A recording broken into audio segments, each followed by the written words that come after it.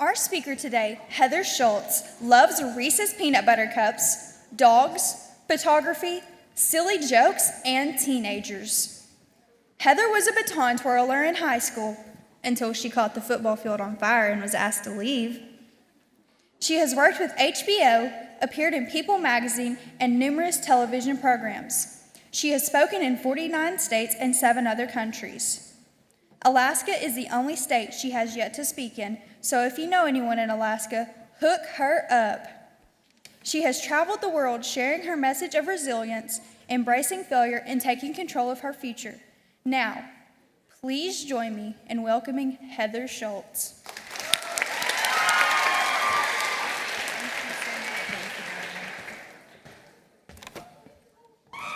Yeah!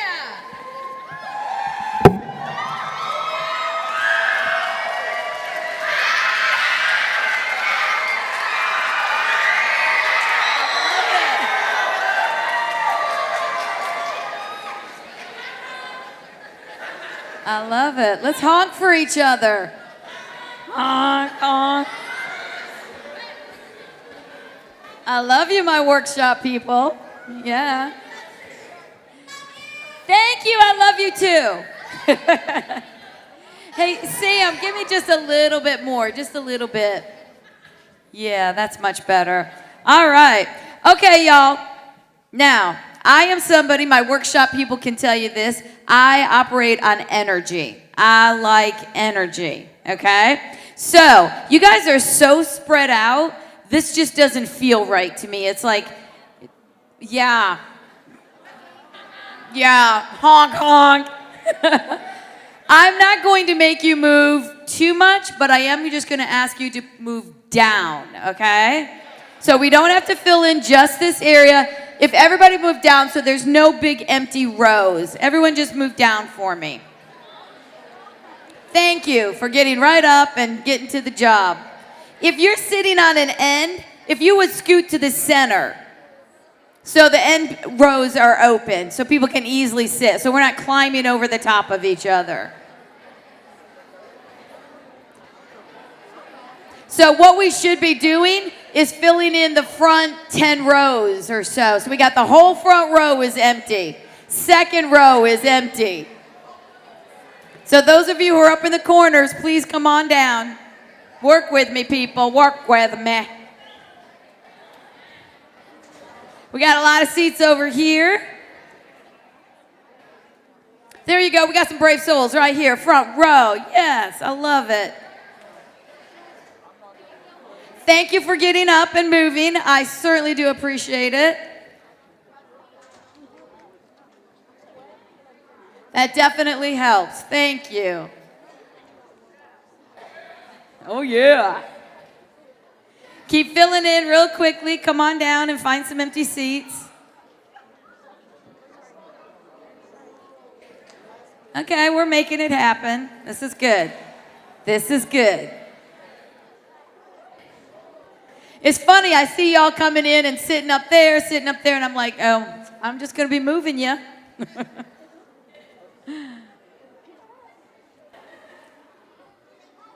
All right, very good. Give yourself a round of applause for that. Thank you. Thank you. See, I'm somebody, I operate on energy, and when I see all these big spaces, it kind of robs me of my energy. And when you come together with people, you're going to feed off their energy. So when we have people all over this huge auditorium, it just creates all these pockets of energy robbers. So I do appreciate you moving and jumping up and getting on board with me. Thank you again. All right, without further ado, my name is Heather Shultz. I am from Atlanta, Georgia. So hey, y'all.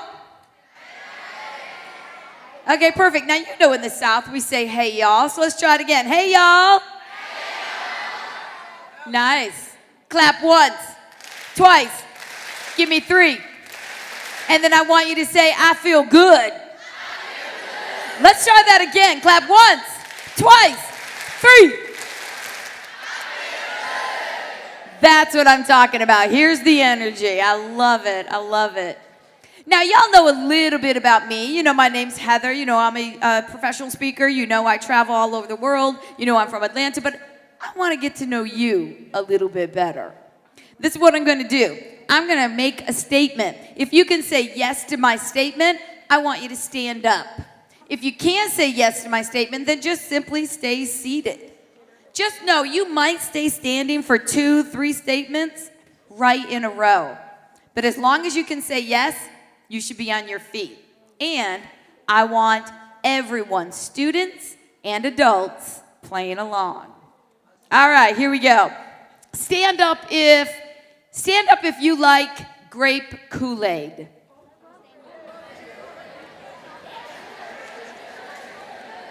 Nice.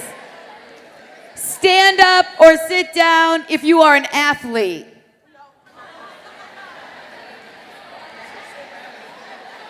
Stand up, sit down if you are an artist. Stand up, sit down if you can play a musical instrument.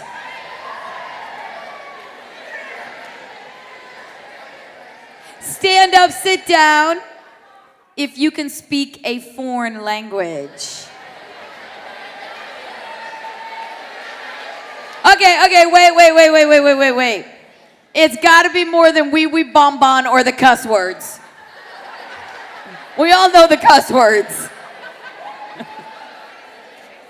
Stand up or sit down if you drink milk right out of the carton.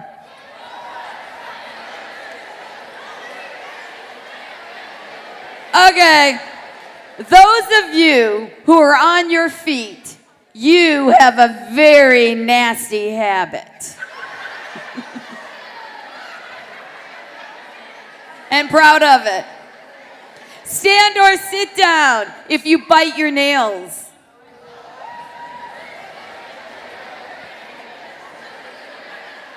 Stand or sit down if you snore when you sleep.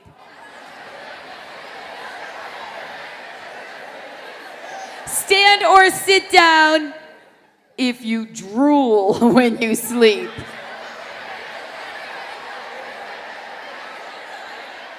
Stand or sit down if you have ever been skydiving. The kind where you jump out of a plane.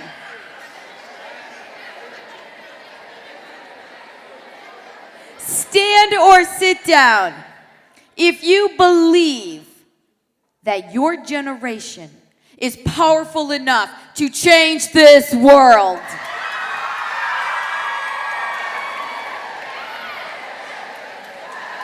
Stay standing and continue to give yourself a huge round of applause. Well deserved. And I agree. Stay standing for me, though, if you would. Because you see, right now, you're on your feet applauding yourselves. And I agree. And I agree. So in essence, you're giving yourself a standing ovation. Well deserved. But let me teach you my version of a standing ovation. I call it the standing O. And it looks like this. And it sounds like this. Oh! So let's try it. 1, 2, 3.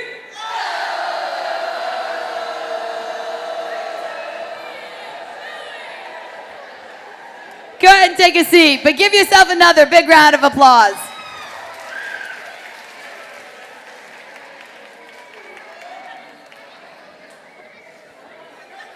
Clap once. Energy is everywhere. It's what our universe operates on. And I love energy, positive energy. It can help carry you through life's challenges. Because life can be difficult. It's not always fair. It can be filled with obstacles and self-doubt. But as long as you have the right mindset, it can help carry you through and face those challenges of life. Now, I know you stood to that question because you see yourself as somebody who can make a difference. But who knows? Maybe you're sitting there having some doubt, having some self-doubt. Maybe you're thinking to yourself, can I really make a difference? Can I really do better, be better? My answer is absolutely. You see, your generation has already proven this. 55% of your generation volunteers. That's 15.5 million of you giving back, making a difference. Your generation clocked 1.3 billion hours of community service. So yeah, you can make a difference. The numbers 26 and 100, I'm sure mean nothing to you, but they mean a great deal to me. In fact, they're why I'm here. You see, your generation only makes up 26% of our total population. But this is how I see you. 26% population, 100% future. That's huge. So yeah, not only can you make a difference, we're counting on you to make a difference. Sometimes though, I think we get in our own way when we doubt ourselves, and then we become our own biggest obstacle. I mean, self-doubt is real. We all feel it from time to time. Probably many times throughout every single day. You know that split second when you don't feel good enough? You know, sometimes I feel it, especially like right before I come out on stage. But if I was to give in to that self-doubt, you see, I wouldn't even be standing here. Instead, I have to focus on how good it feels to share my message and how I hope my story can impact someone. The problem with self-doubt is when it keeps you from even trying. Traps you into who you think you are instead of who you hope to become. Is the thought of putting yourself out there so overwhelming that sometimes you don't even want to try? Maybe you're afraid of being embarrassed. Maybe you're too scared to take a risk. Maybe you fear failing. I don't know why it is when we hear that word fail, we automatically have all these negative thoughts. I think we need to see failing for what it truly is. It's an opportunity to learn and to grow. It's a second chance. It's a do-over. Fail. F-A-I-L. First attempt in learning. See, you don't lose. You either win or you learn. But you don't lose. And the thing about failing, just imagine this. How valuable you become once you fail. Once you fail, you will become one of the most sought-after leaders because of what you now have. You have something nobody else is going to have. Experience and knowledge. So the next time you try, you're going to know better. And you see, when you know better, that's when you do better. Fail. F-A-I-L. First attempt in learning. When I was in high school, I wanted nothing more than to be on the track team. Any people in here on the track team? Wait, let me see. Nice and high. Okay. Now see, I wanted to be on the track team, not because I like to run. Because actually I don't. I can't stand it. I don't get it. I don't understand it. I don't like to run. However, all the really cute boys at my school were on the track team.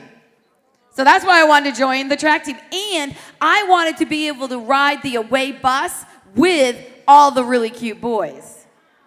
Who's with me on this one? Yeah? Feeling me? So I joined the track team. But I soon realized there was more to being on the track team than the hot guys, or the cute shorts, or those awesome shoes that you got to wear, those spikes. They added like 3/4 of an inch to this 5-foot frame. Nah, there was more to being on the track team. I soon realized that I would have to run on purpose. And then I would sweat. And I don't like to run, but I hate to sweat. because I don't sweat like a lady. No, I don't do that pretty glistening thing. No, I sweat from head to toe. Even my knees sweat. But I kept thinking about those really cute guys in that away bus. So I joined the track team. Had no idea what event I was going to do because I'd never done anything like this before. So I just said, you know what, Heather, try every event. You'll figure it out. So I did. I started with the hurdles. I know. Why? Now, I don't know if y'all have ever thought about the hurdles, but really, they make no sense. They make no sense at all. I mean, they put this thing right in your way, and they want you to run at it as fast as you can. And then at the last second, jump it. Let's just put this into real life perspective, okay? You're in the grocery store. You're in the cereal aisle. Yeah, you see where I'm going? Yeah? And there's somebody right in your pathway. You're just here to pick up your Fruity Pebbles, and then there's someone right there in your way. So, I mean, what are you going to do? You're going to do like what most people would do? We walk up and we go around, right?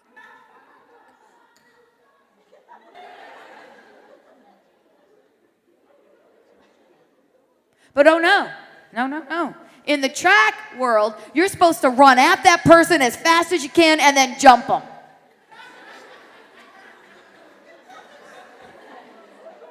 I know. Makes no sense. So, I had this idea that I thought was a great idea. I went to my coach and I'm like, you know what?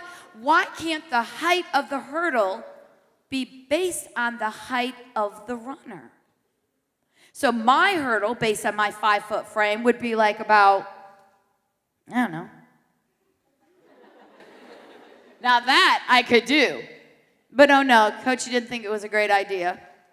And I kind of came to the conclusion that the track world kind of has it out for us short people. Yeah, you agree? Actually, the world kind of has it out for us short people. Who's with me, short people? Yeah? You really got to hand it to us short people. Literally. Like everything.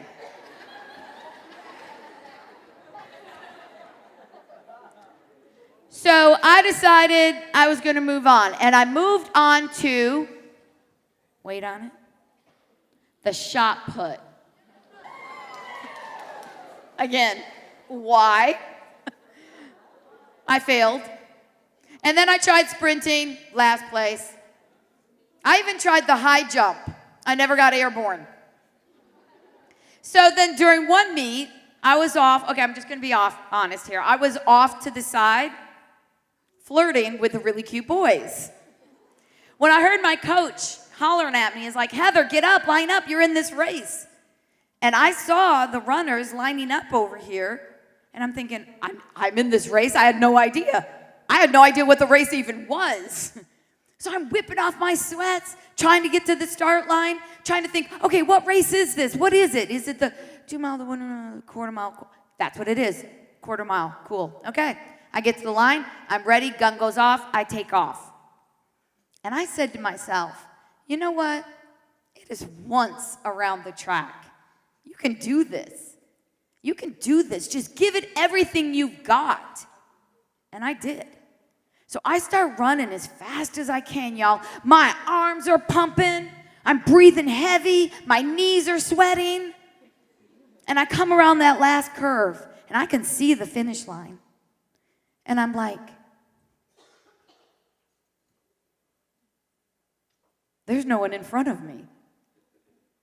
I am winning, y'all.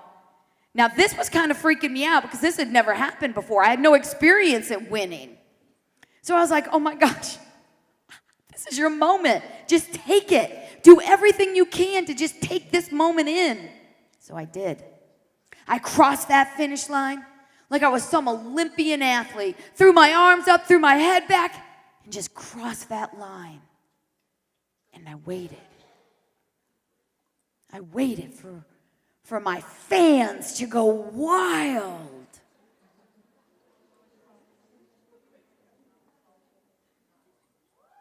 And they didn't. But then something even stranger happened. The other runners, they kept running. Wait. It wasn't the quarter mile, it was the full mile. I had 3 more laps to go. But because I was done, I was spent, I gave it everything I had, I ended up walking those last 3 laps. And yes, I came in last place again. But I learned something. Through your successes and your failures, opportunities happen. Next day at school, coach came up to me, and he's like, you know what, we thought about it, and we don't think track is going to be your thing. And I'm like, yeah, I know. And he's like, but you know what, we've seen some incredible leadership skills in you, and we want you to be our team's manager. First thing I said, do I get to ride the bus? I mean, I was so panicked. He looked at me, he was like, yeah? And I thought to myself, wait just a minute, Haas. I don't have to run, I don't have to sweat, and I get to ride the bus? Done, I am your girl. And I made a really good manager, y'all, because of something I had that no one else had. Experience and knowledge. You see, no one else had run every single event like I had, even though I came in last place every single time.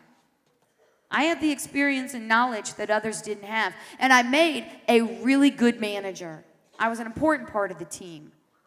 So you see, through your successes and your failures, opportunities happen. FAIL, first attempt in learning. How many of you have ever thought to yourself, oh man, I'd like to try that, but, oh, that would be so cool to do. Yeah, but, oh, I really think I could be successful at that. I think I could do that. But that just might be the problem in life. Sometimes you got to get out of your own butt's way.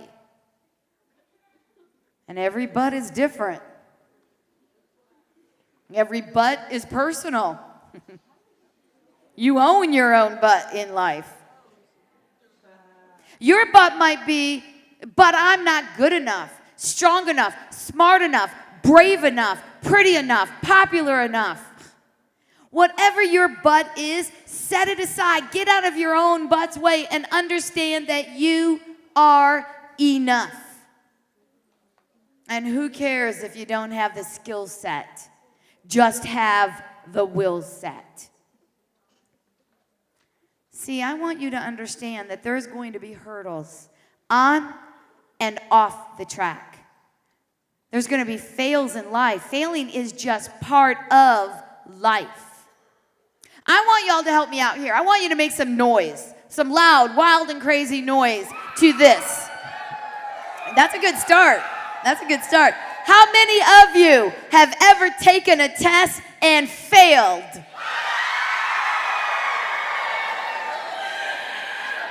How many of you have ever gone out for a sport and failed? How many of you have ever tried out for an office or ran for an office or a school play and failed? How many of you have ever put everything you had into a relationship and it failed?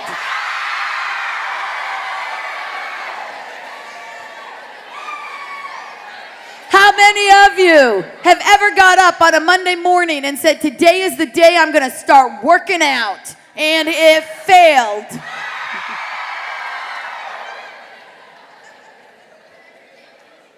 The good thing is, though, there's always another Monday. Folks, failing is part of life.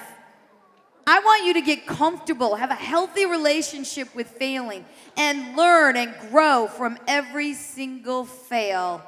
Because remember, you don't lose. You either win or you learn. And what matters is how many times you get back up. It's what I call fall 7, get up 8. Let's say you fail at something 7 times. That's okay. Learn and grow from all 7 of those failures. But on the 8th try, you better have enough oomph to stand up and try again. Fall 7, get up 8. That is what life is all about. A resilient mindset is what allows you to clear those hurdles in life. A resilient mindset is what allows you to get back up. Fail. First attempt in learning. Yeah, I came in last every single time, but I was always first on the bus. My dad came to all of my track meets. He was my biggest fan and my loudest cheerleader. My dad would cheer so loud for me, people would look around thinking I was actually winning. Growing up as a little girl, my dad was bigger than life to me. You know, little girl's superhero. My dad was that dad who would hold me high in the air as I squealed in delight. I remember seeing pictures of how handsome my dad was in his Air Force uniform. And my dad was a gifted athlete. Probably could have turned pro had he not blown out his knee. Coached all of my sports growing up. I remember how meticulous my dad was about his yard. After he'd mow our lawn, I'd go stand in the driveway. I remember I was about 5 or 6 years old, and I would just stand there, this little girl, in amazement over these beautiful lines that he had created in his velvet green grass. Oh, I remember it looked like it was a painting. And my dad was so cool because my dad could drive with one hand. I remember as a little girl sitting in the back seat, just in amazement, watching my dad turn the steering wheel with the palm of one hand. Oh, he's such a cool dude. Fast forward now to 2010. I'm in my living room painting this little coffee table when the phone rang. And it was my sister, and I'm thinking, oh, it's one of our many calls. We're best friends. We talk every single day. But today was different. My dad had cancer. My world just stopped. Everything became slow motion. I remember tears started gushing out of my eyes onto this freshly painted coffee table. My dad, my hero, had cancer. My siblings and I immediately began caring for my dad. For me, that meant driving back and forth between his home in Michigan and my home in Atlanta. I was at my dad's house. It was actually my last day there. I was getting ready to head to the airport. I went into his room and I said, "Hey, Dad," kissed him on the cheek. "I'm heading to the airport, but I'll be checking in on you." And I started to walk out. And I had this sinking feeling that could be the last time I saw my dad alive. As I got into the hallway, I heard my dad's voice calling my name with such strength that I hadn't heard in a long time because the cancer had just robbed him of that strength. I turned around and I stopped in his doorway and I just looked at him in bed. He was thin, pale, frail, in pain, and bald. And I stopped there and I thought, how is this? How is this the same man who is so cool he could drive with one hand? How is this the same man who never missed not one of my basketball games? And I made a decision right then and there, y'all. As my dad looked up to me, somehow he mustered up a smile in his blue eyes. Oh, man, they still twinkled. I made a decision. I wasn't going to keep anything to myself. I wasn't going to save all of these things for some funeral. No, I wanted my dad to know these things now, today. He deserved that. I went into my dad's room. I laid down next to him. I put my head on his chest, and I just started telling him and thanking him. I told him how much I loved him, what a great dad he had been, how much I appreciated him, and I thanked him for being the dad that he had been. And I also told my dad that he could die in peace, because I knew I would see him again one day. I'm so glad I told my dad those things. He did die 5 days later. Wow, my biggest fan, he was gone. I guess that last hurdle was just too big, even for him. My dad's death has taught me a lot, especially about grief. And what I want you to know is that grief doesn't go away. It changes. But it's a passage. It's not a place to stay. Grief is not a sign of weakness or a lack of faith. Grief is the price of love. And I wouldn't have it any other way. My dad taught me so many life lessons while he was here. 2 weeks before he passed away, the doctors asked him, if your heart should stop beating or you should stop breathing, do you want us to do everything we can to save your life? He looked at my sister and I, who were both standing there at his bedside, and he looked at us without hesitation, and he said, absolutely. I am not done fighting. Look what I have to live for.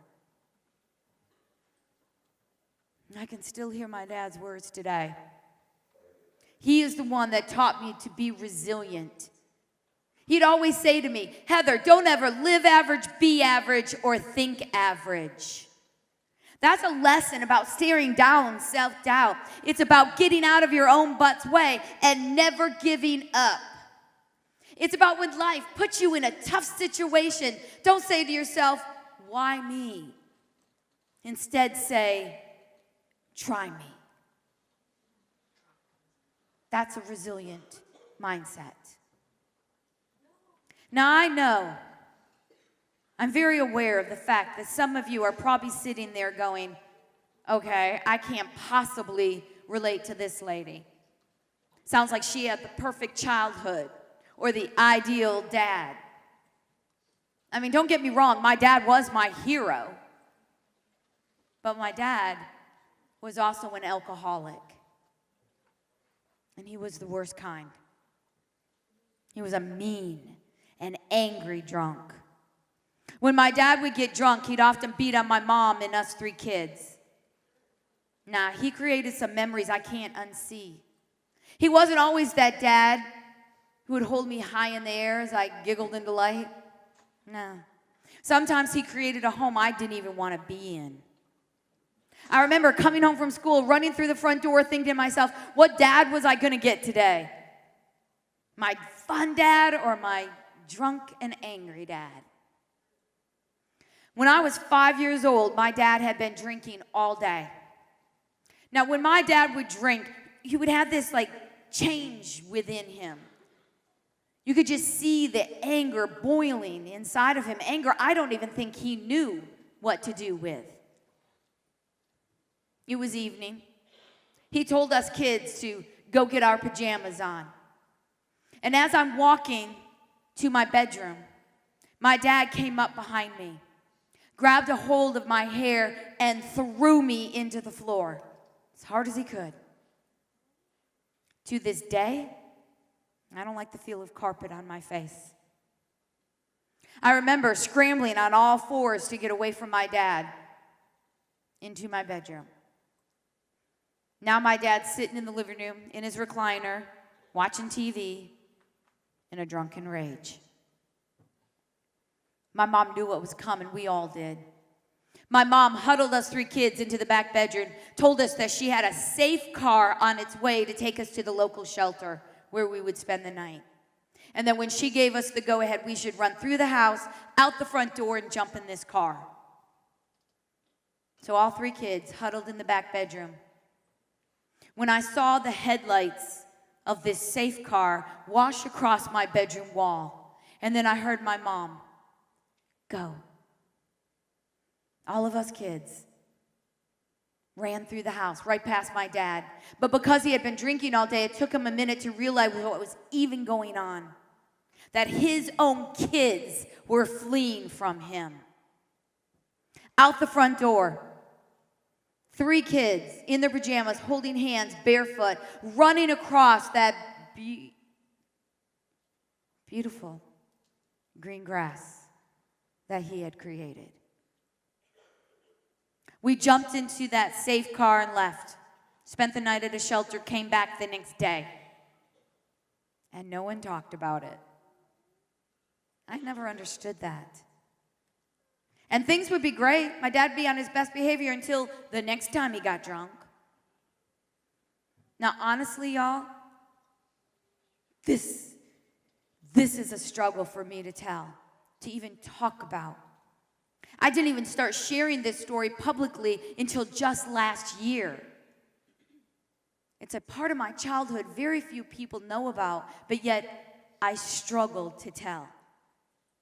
I didn't want to disrespect my dad's memory or my mom's decision to stay. I often wondered how my mom had such strength to get us out before the storm, but never the strength to leave permanently. But I get it now. She was a battered woman. And my dad is not a bad man. He was a flawed man. Then when I was in 5th grade, my dad had a massive heart attack, which forced him to make some changes in his life. Quit drinking, quit smoking, got help to learn how to handle his anger and his anxiety. But because of my dad's health, he couldn't hold a job. So my mom, truly the unsung hero here, supported our family of 5, on her annual salary. My mom was just a lunchroom lady at a local elementary school where she made $10,000 a year. Yeah. Don't think for a moment we didn't struggle. We did. And I tell you that story because I want you to know that I too have experienced fear and grief. Up until the day my dad died, he lived with regret. He told me often, and he asked for forgiveness, which I gave him. Now, I'm not saying what my dad did was okay, because it's never okay to put your hands on someone else.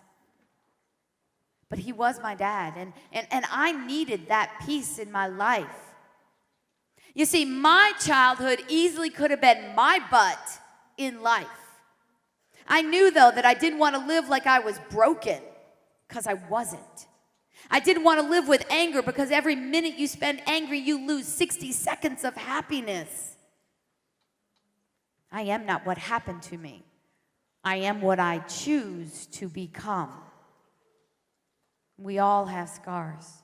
They're there to remind us of what we've made it through, but they do not need to define us, nor leave a permanent mark on our soul. They're simply there to remind us that we are not broken.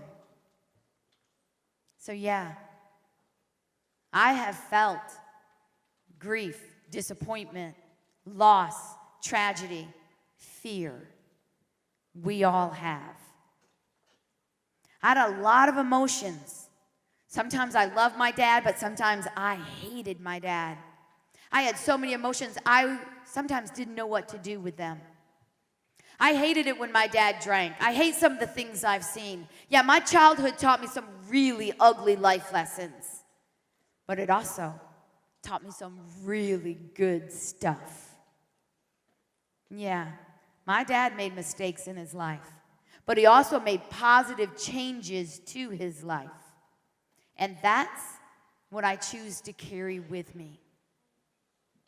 My parents divorced when I was in my 20s, and that is when my mom took control of her life. She was like this little butterfly ready to fly, and boy, did she fly. She moved to the South to be closer to her kids. She got a job, got her own car, her own place to live, worked for years at a job that she loved. And today, she's in her 80s, still going strong. She still lives on her own. She still works at a job that she actually loves. And she works at a grocery store. Here's a picture of my mom, where she works at this grocery store, where she is it coming up? Picture? Maybe? Nope. Go back. Hold on. We'll figure it out. There we go. All right. So that's my mom. She works at a grocery store where she is the sample girl. She makes these beautiful party trays, and she walks around the grocery store passing out her samples and talking to everyone. And she always has that smile on her face. Everyone loves my mom. She's 4'11", she has silver hair, and we call her the Silver Elf. You see, both of my parents, in their own unique way, taught me to be resilient. So when you are facing grief, tragedy, fear, loss, have the mindset that allows you to power through and face those challenges of life. Now, I took that life lesson that I learned in my childhood about being resilient, and I carried it all the way through my teen years. I was a sophomore in high school. Any sophomores here? None? Make some noise. Sophomore? Yeah, thank you. Yes. So I was a sophomore in high school, 15 years old, when I was diagnosed with a very serious and chronic condition, a disease known as diabetes. Some of you may know about it, but it's a very serious disease. Now, getting diagnosed with a serious disease can be really hard, but it can be devastating for a teenager. So here I am, 2 weeks out of the hospital, and my mom sends me into the grocery store to pick up some milk. So I'm in the milk aisle, and I'm staring at all these milk choices. I don't know if y'all have ever thought about this. There's a lot of milk choices. There's fat-free, there's skim milk, there's 1%, 2%, whole milk, chocolate milk. And we got some high-achieving cows out there. So there's this lady standing next to me, and I'm like, ma'am, I just found out that I have diabetes. Can you help me pick out a milk? The look on her face shocked me. Pure pity. This is the first time I saw how other people saw this disease, my disease. She put her hand on my arm and she said, oh, sweetheart, I will pray for you that you can live a normal life. Normal life? Up until that moment, I hadn't thought diabetes would keep me from achieving anything in my life. That was a pivotal moment for me. Because like all of you, I had big hopes and dreams and plans for my future. Normal life? I had a decision to make. You see, right there in that grocery store, the seeds of self-doubt were planted. And I had a decision to make. I could become what that woman's perspective of me was, or I could power through and keep working on becoming the person I hope to become. And to this day, diabetes never has kept me from achieving anything in my life. I don't use it as an excuse, nor do I ever see it as an obstacle. You see, when life gets tough, that's It's just when you get tougher. So I set aside self-doubt, put that lady to the back of my brain, and I went on to have a great high school experience. I was an athlete. I was a cheerleader. I was on student council. I had a ton of friends, and I graduated. After graduation, I went on to college. And then I met a man.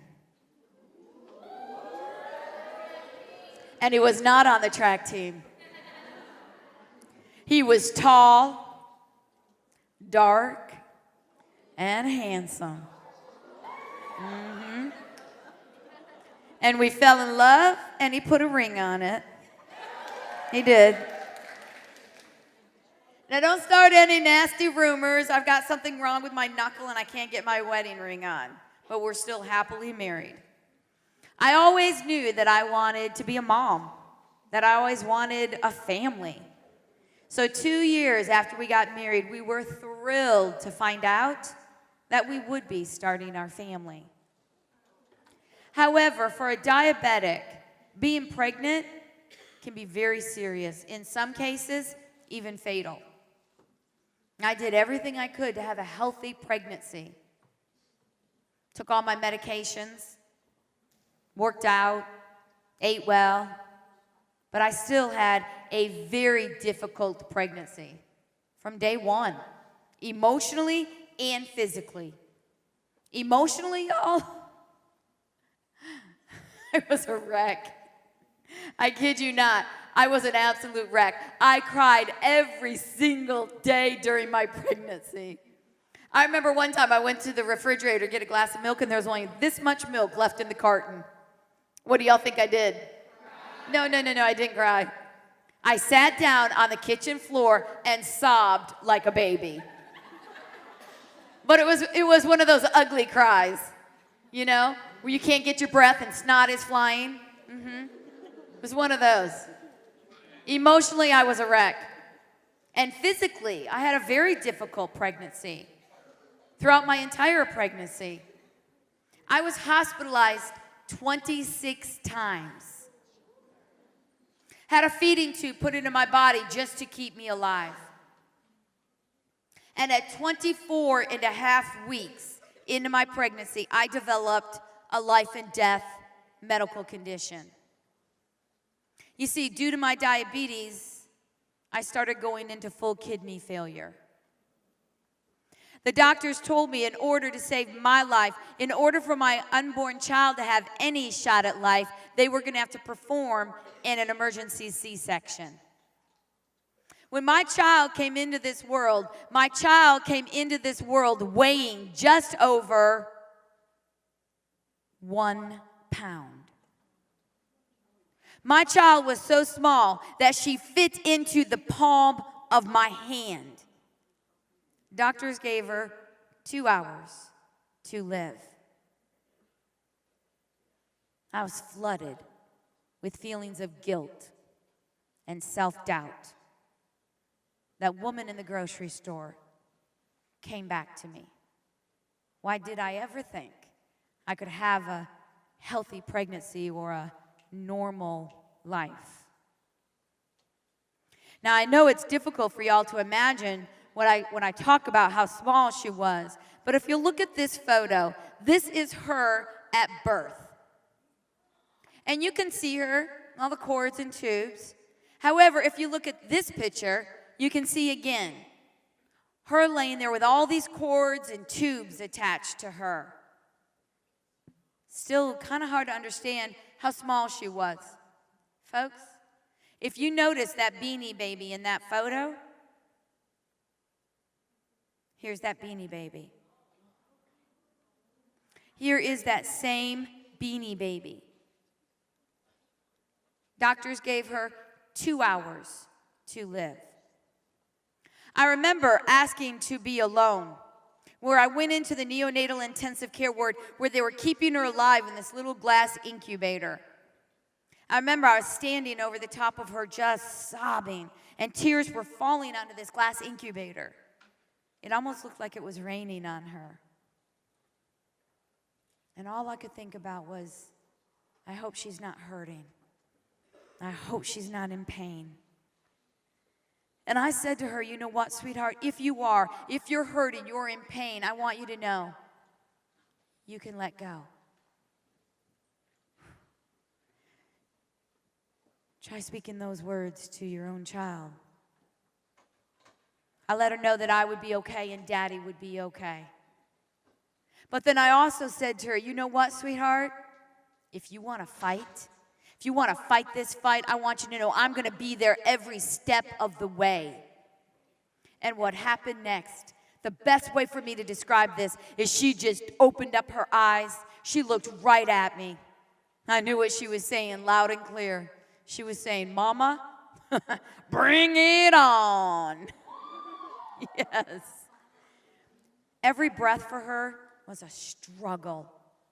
Took everything she had to make that little chest rise and fall. Her life, her survival was not guaranteed. She had no escape plan. Her only plan was going to be to fight. And I knew no matter how broken I may have felt, I had to do the same. I knew that my mindset would matter. Now, what I don't want you to do is I don't want you to doubt how hard she fought. I don't want you to doubt. I want you to know that she gave this fight everything that little 1-pound body could possibly give. Those 2 hours went by, 2 days went by, 2 weeks went by.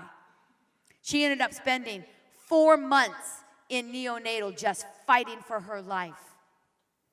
And I'm happy to tell you today, thrilled to tell you, she's happy, healthy, and very much alive.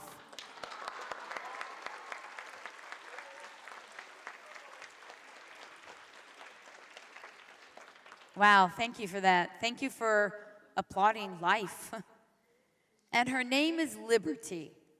Liberty Alexis Shultz. Yeah, growing up, she had some hurdles to overcome. She had some struggles. But Liberty was always that kind of kid who had that oomph that allowed her to always get back up and keep trying, keep powering through. And today, I'm proud to say she signed to play softball at a university in South Carolina. This little 1-pound baby is now a college athlete.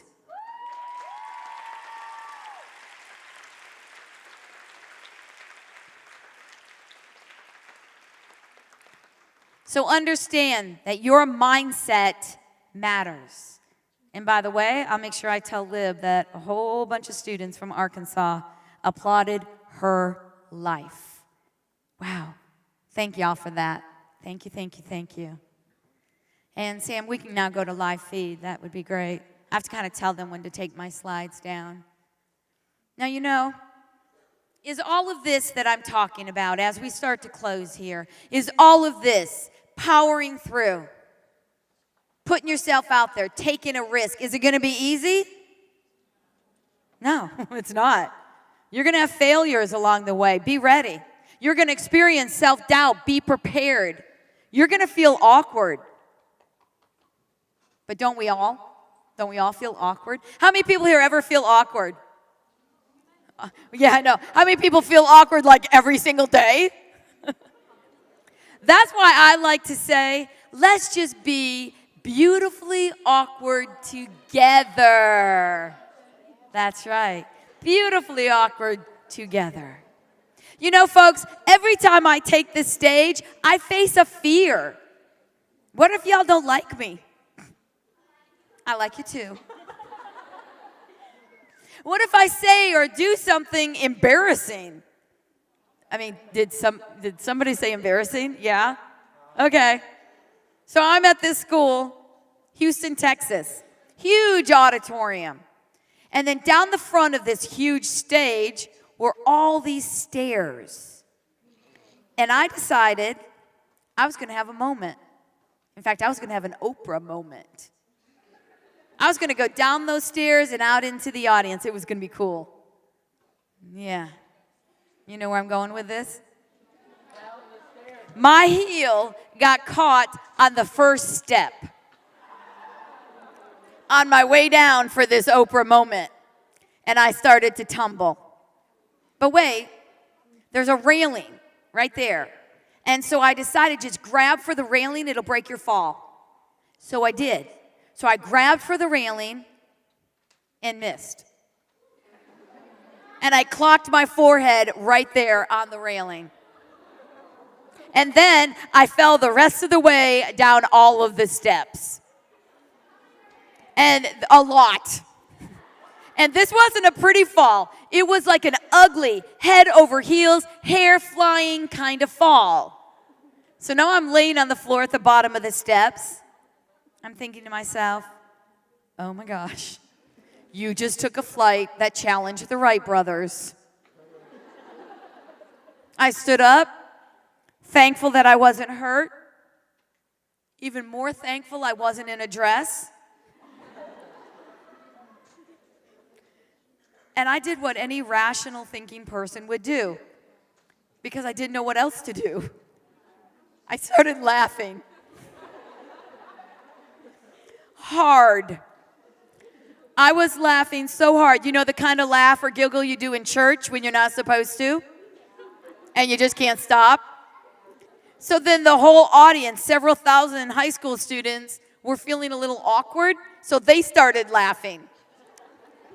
The entire auditorium, we just laughed hard for about 3 minutes. I got my composure together and I finished the program.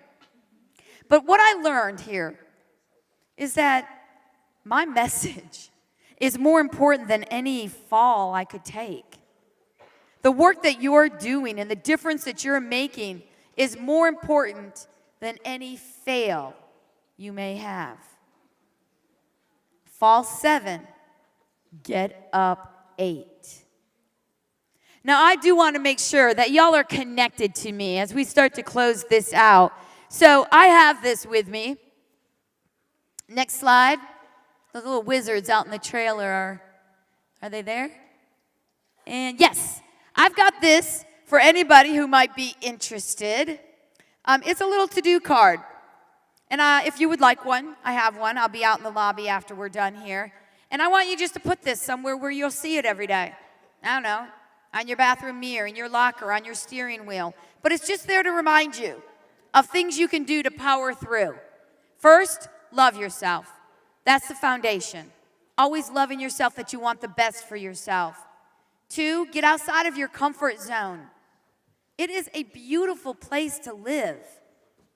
And second, never give up. When life puts you in tough situations, don't say to yourself, why me? But rather say, try me. Try me. That's right.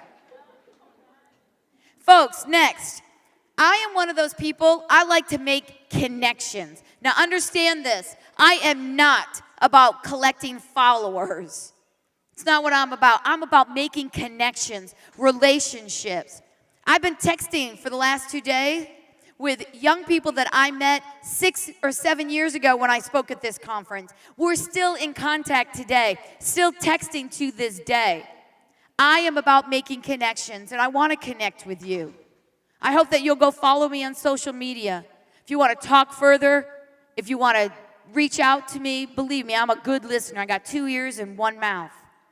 If you're in need, or you want to run an idea by, or you just want someone to listen, I'll be there. I'm about connecting. So I hope you go follow me. And also, down here, Liberty Vlogs.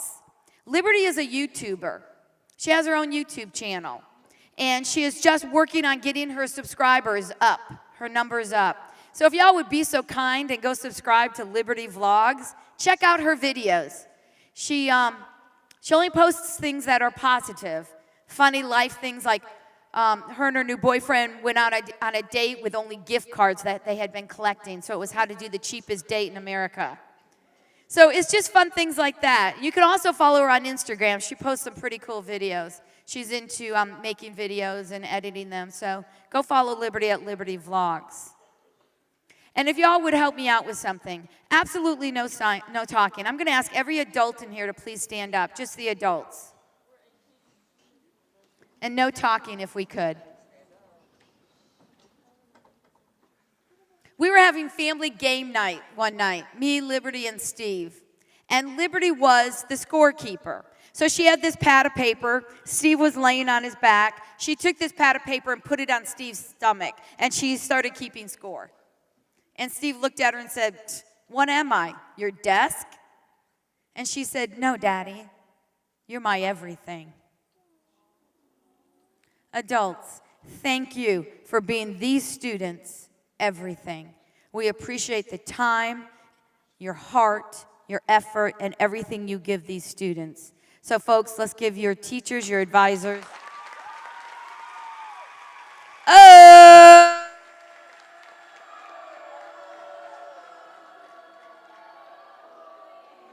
Thank you, adults in the room, those of you who are adulting. A big thank you to your state officer team. Let's give them a big round of applause. They have worked very, very hard. A big thank you to the guys up in the booth and out in the trailer that make all this magic happen. Let's give them a big round of applause. And before I leave, I do want to make sure you are connected to me, connected to my message. So before I leave, in every program, I always honor my dad. And I'm going to do that now with a chant that my dad would always say to me. These are his words. So help me out in honoring my dad. I want you to repeat not only what I say, but how I say it. And as loud as we can. I want to blow the roof right off this auditorium. Let's make sure he hears us all the way upstairs. Here we go. I am not average, but I am extraordinary. I am not average, but I am extraordinary. Folks, I'm going to be in the lobby after I'm done speaking. I actually have a book out, and the book is called Live Extraordinary, and it's my heart and soul went into the book. Every chapter is a different life lesson that I wanted to share with you. So there's a story about me when I was bullied as a student. There's a story about Liberty's birth and a little bit more about that. So if you'd like a book, they're $10. You can buy them at Barnes & Nobles or Amazon for $18.95. However, I am going to donate half of the proceeds that I sell today from my books to the FCCLA Foundation to continue with these scholarships.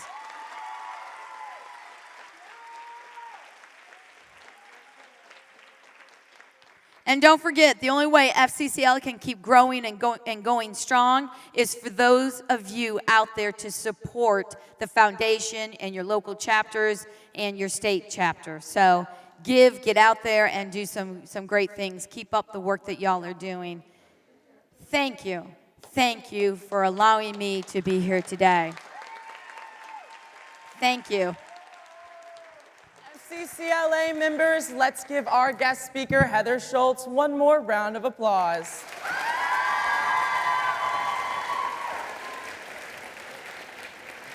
You good?